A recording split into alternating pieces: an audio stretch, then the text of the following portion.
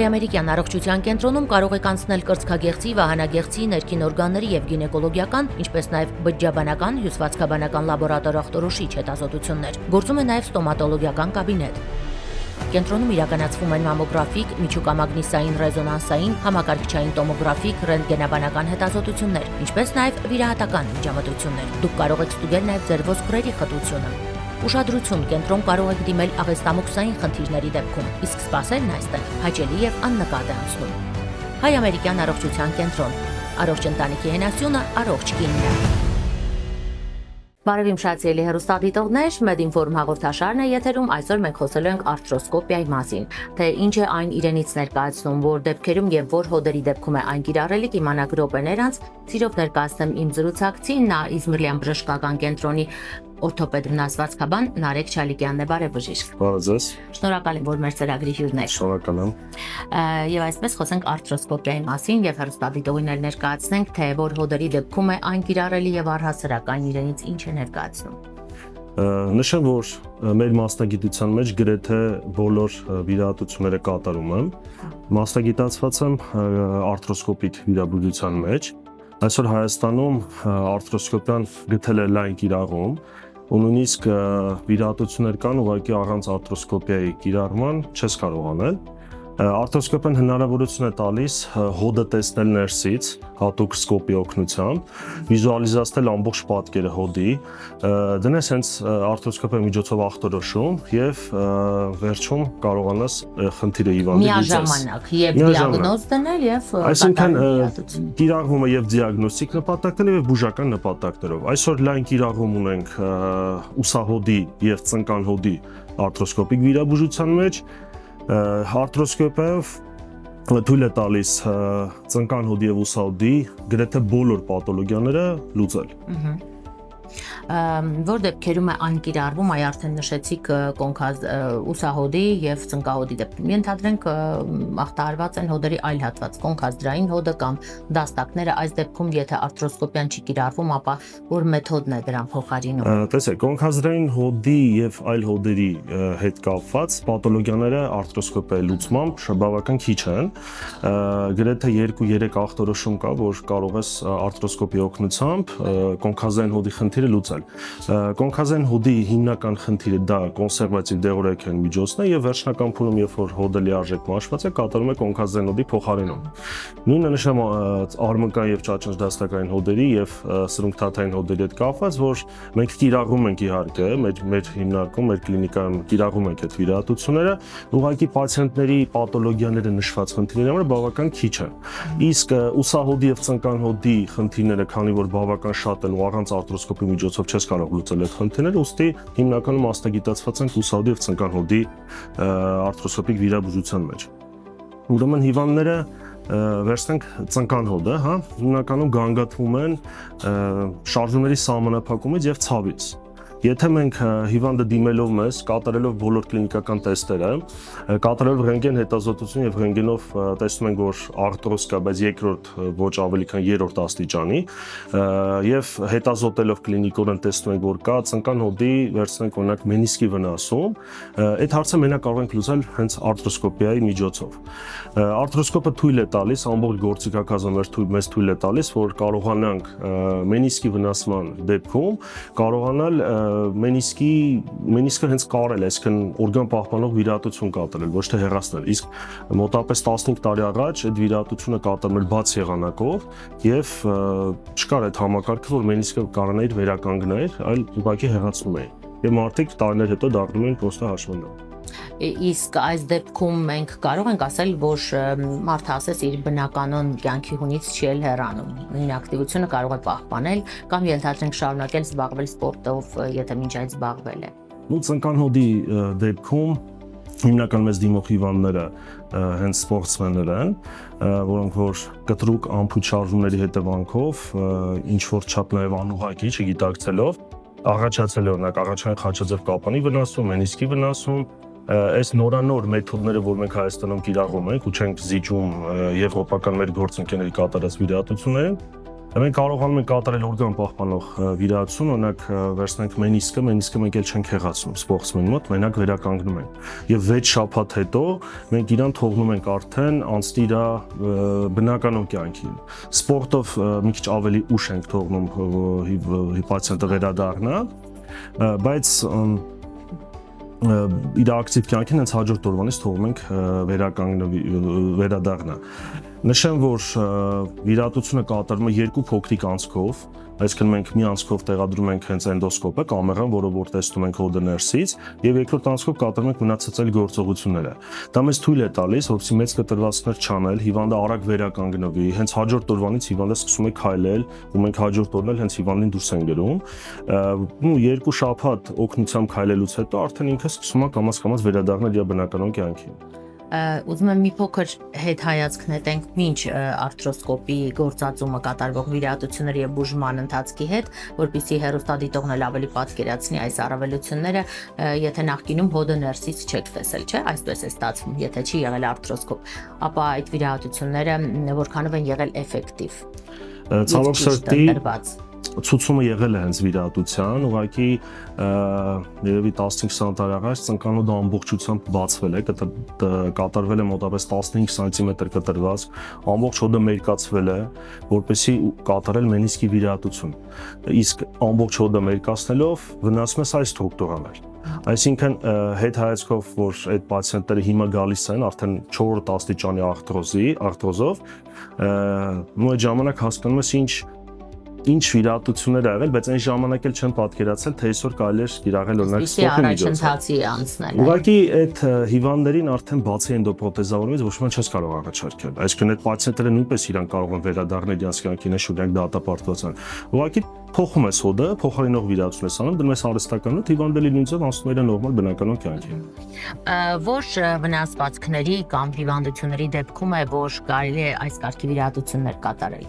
Պացիենտները հիմնականում իրանց գանգատը առաջին հերթին ցավն է, շարժումների սահմանափակում։ Ախտորոշելով մենք հետևյալ ախտորոշումներն են, հիմնականում ծնկանոդի հենց մենիսկների վնասում, մահիկներ, որոնք որ կիսալուսնաձև կոլագենային աճաղային հյուսվածքներ են, որոնք որ գտնվելով ծնկանհոդում պաշտպանում են հոդաճաղները։ Երբ որ իրանք հենց վնասվում են, սկսում են ազատ խաղալ հոդի մեջ եւ վնասելով հոդաճաղները դրանով։ Ու առաջին հերթին հենց մենիսկների վնասումն է, երկրորդը դա խաչաձև կապանների վնասումն է, հիմնական դա սպորտսմենների մոտ է հանդիպում, առաջային խաչաձև կապանի եւ հետին խաչաձև կապանի եւ կողմնային կապանները, որոնք որ հոդը պահում են կողքից։ Եվ կան նաեւ գեներալիզացված խնդիրներ, այսինքն հիվանդ, որը որ չունի վնասում, վնասված չի ստացել, բայց կա օրգանիզմի ինչ-որ խնդիր, այլ ինֆեկցիոն խնդիր, որը որ թեթև նագրուսկայի հետևանքով իր մոտ ուղղակի հոդը բորբոքվում է, դա կոչվում է քրոնիկական սինովիտ, այսինքն սինովալ թաղանթի բորբոքում եւ հեղուկի կուտակում հոդի ներսում։ Այդ պարագայում, եթե մենք կոնսերվատիվ հիվանդին բուժում ենք, չենք ստանում լիարժեք արդյունք դեղորայքի կամ ներարկումների միջոցով, այդ պարագայում նույնպես առաջարկում ենք էլի արթրոսկոպիկ վիրահատություն եւ կատարում ենք ամբողջ հոդի սինովալ բորբոքված թաղանթի հեռացում։ Այդ վիրահատություններն են մոտավորապես 15-20 րոպեանոց ձգող վիրահատություններ են։ Ընդհանրապես կոնսերվատիվ բուժում թե վիրահատություն, սա բժիշկն է որոշում եւ դեպքից կախված թե հիվանդը կարող է ինքը նախընտրել։ Իրականում կա դեպքեր, որ հենց միանգամից պետք է վիրահատություն առաջարկել, օրինակ երբ որ պացիենտը գալիս է ծնկանոդի բլոկով, այսինքն ծնկանոդը ինքը բլոկավորվածը չի կարողանում բացել եւ փակել, այդ դեպքում մենք շտապ վիրահատություն ենք առաջարկում, որտեղ ոչ մի դեղորայք են բուժում դա չի կարող օգնել, պետք է վնասված մենիսկը վերականգնել, որտեղ որ ինքը վնասվում, առաջ է գալիս եւ հոդը բլոկավորում է, բայց հիմնականում մենք առաջարկում ենք, այսինքն գնում ենք սխեման կոնսերվատիվ բուժումը։ Առաջարկում ենք թե դեղորայքային բուժումներ, թե ներարկումներ, թե ֆիզիոթերապևտիկ բուժումներ, թե վարժություններ եւ եթե մենք չենք ստանում 50%-ից, այսինքն կեսից ավելի, արդյունք այդ պարագայում նոր արդեն գնում ենք արթրոսկոպիկ վիրաբուժություն։ Կան վիրահատության ժամանակակից տենդենսներ, որոնք եթե պացիենտը նույնիսկ նախընտրել ունի ուղեկցող հարակից հիվանդություններ, որոնք թույլ չեն տալիս այս մեթոդը կիրառել, արդյոք արթրոսկոպիան այս եղանակներից է։ ասեմ, որ չի խանգարում, քանի որ մենք կտրվածքներ չենք անում աշխիրը, որպեսզի վերքի թե թարախակալման, թե վերքի լավացման հետ կապված խնդիր ունենան։ Ալերգիկ լինելը, շաքարային դիաբետիկ լինելը կարող է խոչընդոտել։ Համենայն դեպս բոլոր հիվանդներին մենք միջև վիրահատություն առաջարկելը, վիրահատելը ամբողջ փաթեթով հետազոտում ենք։ Այսինքն մենք պետք է ամբողջ անամնեզը հավաքենք, հասկանանք իր մոտ կա ինչ որ այլ խնդիր, որ կարող մեզ խանգարի թե չէ, նոր վերջում արդեն գնում ենք այդ վիրահատական միջամտության։ Այդ որ խնդիրը կարող է խոչընդոտ հանդիսանալ։ Ну, այսօր դրությամբ, եթե ինչ որ խնդիրներ էլ առաջանում են, օրինակ, չգիտեմ, սրտի հետ կապված խնդիր ունի, որը որ պետքա սրտաբանը 7 օր բուժի, նոր մենք վիրահատենք, այդ պարագայում մենք սպասում ենք պացիենտին, որոշակի կոնսերվատիվ դեղորայք են բուժում ենք իրան, կիրաղելով, ֆիքսատոր տեղադրելով, սպասում ենք մինչև սրտաբանի կողմից ստաբիլանա պացիենտը եւ անեստեզիոլոգի վերջնական համաձայնությունից հետո նոր արդեն հիվանդին կարող ենք վերցնել։ Ну, հազվադեպ հանդիպող դեպք է, որ ինչ որ առողջական նենց խնդիր առաջանա, իհարկե, որ մենք տենց շատ հետաձգվի։ Որևէ խոչընդոտ չի։ Տեսեք, մեր արթրոսկոպիկ վիրաբուժության ցնկանոդի խնդիրներով հիվանդների մոտ հիմնականում չի լինում տենց շատ լուրջ խնդիր, քանի որ ցնկանոդի խնդիրներով, որոնց առաջարկում ենք արթրոսկոպիկ վիրաբուժություն, հիմնականում իրանք միջև 50-60 տարեկան հիվանդներ են։ Քանի որ 60+ հիվանդի մոտ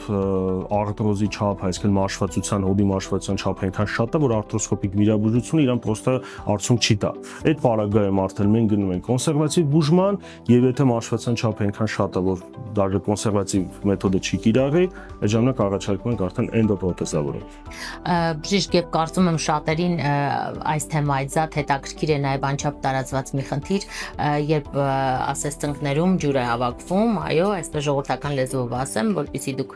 պատկերացնեք, թե դա որքան է տարածած եւ որքան է մարդկանց դա հետաքրքիր։ Եվ հիմնականում այդ ամենը իհարկե տարբեր բուժման մեթոդներ է կիրառվում, բայց նաեւ այդ հավաքված հեղուկը քաշելու տարբերակները շատ է առաջարկում, ինչը տարբեր մարդիկ տարբեր կերպ են ընկալում։ Մի մասը նշում է, որ կրկին դա կարող է հեղուկ հավաքվել եւ ավելի վնասել եւ այսպես տարածված թյուր եւ ռեալ կարծիքներ։ Խնդրեմ մի փոքր ձեր մեկնաբանություն այս հարցում։ Ես շատ տիպիկ վիդեո ունեմ իմ Instagram-ն էջում, որ սկոպը մտցնելուց առաջ մեծ շիթով այդ հեղուկը դուրս է գալիս։ Իրոք դա մեծ խնդիր է, հենց որոնք որ հիվանդները դիմում են։ Մենք շատ կոնկրետ նշանակետին ենք խփում այդ խնդիրներով դիմող հիվանդներին։ Ունենք սխեմա, բուժման սխեմա, որը որ մենք առաջարկում ենք։ Այսինքն մենք պետք է գտնենք խնդիր, որը որ օրգանիզմում թաքնված է։ ու կախված տարիքից, կախված անամնեզից, այսինքն տրավմա ստացել է թե չէ, հասկանալով իր բոլոր կյանքի պատմությունը, իր բոլոր հիվանդությունները, սկսում ենք մեր սխեման կիրառել։ Դա հասարակ, օրինակ ես շատ դեպքերում հիվանդի ինֆորմացիոն փչացած ատամներ ունենք, զարմանում են, ասում են ոնց կարա, ինչ կապ ունի հոդի հետ փչացած ատամը, բայց դա համարենք ինֆեկցիոն օջախ, հա, որը էնդոգեն ճանապարհով, այսինքն ներսից արյունի հունով ինքը կարա հասնի սինովել թաղանթ ու սինովել թաղանթը բորբոքի առաջացնի սինովիտ։ Այսինքն մենք նշիկներից, գլաններից սկսած, ատամներից, մեզի անալիզից ամբողջ փաթեթը, արյան անալիզ որոշ անալիզներ վերցնելով հասկանում ենք ամբողջ պատկերը, որ հիվանդի մոտ կա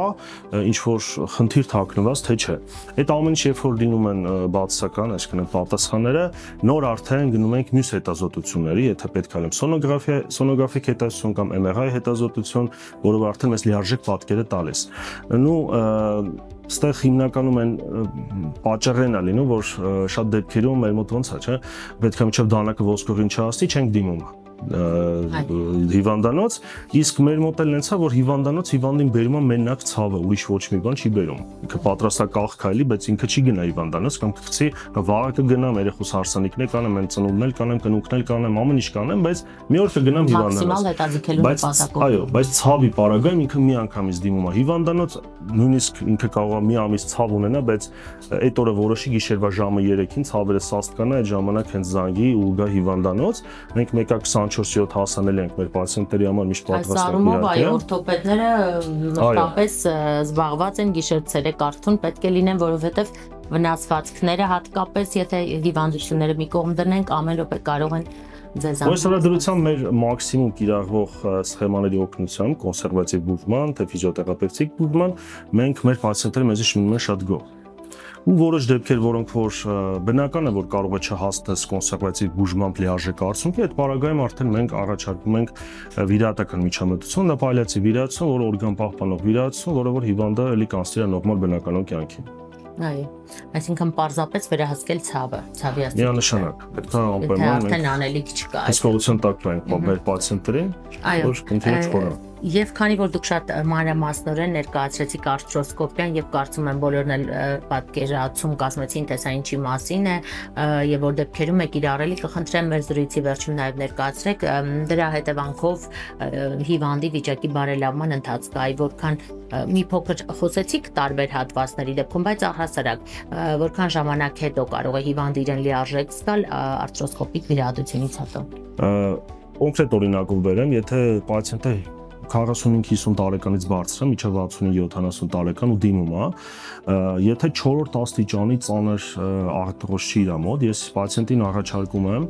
հենց արթրոսկոպիկ վիրաբուժություն, այսինքն առաջարկում եմ մտնել կամերայով հոտ, մաքրել սինովել բորբոքումը, հեռացնել ավելորդ հեղուկը, վնասված դեգեներատիվ մահիկների վնասումը։ Դա կլցվի այդ հեղուկը կրկին այս դեպքում։ Այսինքն մենք ասենց ասած ուբորկա ենք անում հոդը, մաքրում ենք, դասավորում ենք ամեն ինչ իր տեղում, նոր հետո դեղորայք ու դեղորայքից հետո հոդի մեջ գելի հատուկ նյութեր կան, որ պահպանում է աճառային շերտը, ներարկում ենք այդ գելը։ Այսինքն 3 շաբաթ ինքը տրամադրում է իր առողջության համար ու մոտապես 75-80%-ով վերականգնում է հոդը։ Դա կատարվել է մոտապես 100-ից ավել պացիենտների մոտ իմ ու այդ ֆիդբեքը հավաքելով ես ունեմ լիարժեք գոհունակություն։ Դոկտոր, իսկ ավելորդ քաշ ունեցող պացիենտը կարող է այս նույն պրոցեդուրան անցնել, թե այս դեպքում անարդյունավետ կլինի։ Տեսեք, մենք չենք նայում քաշին, եթե կա խնդիրը։ Միանշանակ բացատրվում է հիվանդին, որ ինքը պետք է վարձի նույնիսկ դիմի դիետոլոգ բժիշկի, որը որ այդ քաշի վրա ինքը կաշխատի, որտեղ ցանկացած ավելորդ նագրուսկան դա համարում ենք մի հատ տոպրակ, որը որ մեր հետ ամբողջ օրը մեր հետ տանում ենք։ Ավելորդ քաշով վնասման հավանականությունը ավելի մեծ է, որտեղ հենց օրինակ պացիենտը չոքելուց բարձրանա, այդ դեպքում անսամբ մի քիչ ամփոփ շարժում արեց, ծնկանոդում կարող մենիսկը վնասվի, իսկ ավելի քիչ քաշ ունեցողում հետ կարող է եւ չվնասվի դա։ Ավելորդ քաշը ավելի մեծ ռիսկի խմբի մեջ է մտնում միանշանակ, ու ասեմ, որ այդ վիրահատությունը կատարելուց հետո հիվանդը ընդամենը մի օր մնում է հիվանդանոցում, հենց նույն օրը քայլում է քայլակի օգնությամբ, 7 օր օգնությամբ քայլում է ու 7 օրից հետո արդեն ինքը առանց ոչ մի բանի սկսում է քայլել։ Այսինքն վերականգնում ենք չվերականգնվող հյուսվածք։ Ծնկան հոդում աճառային հյուսվածքը չվերականգնվող հյուսված կա։ Աստված մի անգամ է տվել այդ հյուսվածքը, որը որ տարիների ընթացքում մաշվում է։ Իսկ եթե մաշվեց վերջացավ, ուղղակի լուծումը արդեն էնդոպրոթեզն է։ Այն փոխարինում է։ Այո, քանի որ եթե մենք չենք ուզում հասնենք այդ ծանր վիրահատության, թե ֆինանսական, թե հետ վիրահատական իր խնդիրներով, դրա համար կարելի է դիմել, կատարել այս պալիատիվ վիրահատությունը, որը որ ոչ մի կտրվածքով փոքրիկ երկու անցքով է կատարվում, եւ հիվանդը 70-80% վերականգնի ուղղակի ծնկան հոդի ֆունկցիան, դա պրոստը հրաշք է, ես տենց եմ կարծում։ Շնորհակալ եմ, որ կարողանում եք փրկել մարդկանց, օգնում եք ազատվել այդ ցավերից, որը իսկապես հատկապես 60-ից տարիքի մարդկանց է սպառնում, դա էլ չեմ խոսում այն մեխանիկական վնասվածքների մասին, որոնք կամա թե ակամա կյանքի ընթացքում բոլորիս պատահում է, եւ շնորհակալ եմ ինֆորմատիվ հարցազրույցի համար։ Ձեզ եմ շնորհակալ, որ այս ամենը դուք եք լուսաբանում եք։ Շնորհակալ եմ։ Շնորհակալություն բժիշկ։ Հարգելի հեռուստադիտող, շնորհակալ եմ նաև ձեզ ուշադրության համար։ Մեդինֆորմի հերթական հյուրը Իզմիրլյան բժշկական կենտրոնի օրթոպեդ վնասվածքաբան Նարեկ Չալիկյանն էր։ Հետաքրքիր էր այսօրվա թեման, կարծում եմ այն շատերից պարզապես ուղեցույց կլինի, թե ինչպես վարվել ուսահոդի, ծնկան հոդի դեպքերում, իհարկե այլ հոդեր նույնպես, բայց հիմնականում արթրոսկոպիան ներառված է հենց հոդերի այս հատվածների համար։ Դե ինչ հարգելի հեռուստադիտող, ես հորդորում եմ ուշադիր լինել ձեր առողջության յուրաքանչյուր փոփոխությանը եւ ոչինչ չթողնել վաղվան։ Այսօրվա համար այսքանը, խնդիրների դեպքում արդեն հեռուստաէկրաններին է այն հեռախոսահամարը, որով պետք է զանգահարեք։ Կհանդիպենք։ Հայ-ամերիկյան առողջության կենտրոնում կարող եք անցնել կրծքագեղձի, վահանագեղձի, ներքին օրգանների եւ գինեկոլոգիական, ինչպես նաեւ բջջաբանական, հյուսվածքաբանական լաբորատոր ախտորոշիչ հետազոտություններ։ Գործում է նաեւ ստոմատոլոգիական կաբինետ։ Կենտրոնում իրականացվում են մամոգրաֆիկ, միջուկամագնիսային ռեզոնանսային, համակարգչային տոմոգրաֆիկ, ռենտգենաբանական հետազոտություններ, ինչպես նաեւ վիրահատական միջամտություններ։ Դուք կարող եք ստուգել նաեւ ձեր ոսկրերի խտությունը։ Ուշադրություն, կենտրոն կարող եք դիմել աղեստամոքսային խնդիրների դեպքում, իսկ սպասելն այստեղ հաճելի եւ աննկատ է անցնում։ Հայ-ամերիկյան առողջության կենտրոն։ Առողջ ընտանիքի հենասյունը, առողջ կինն է։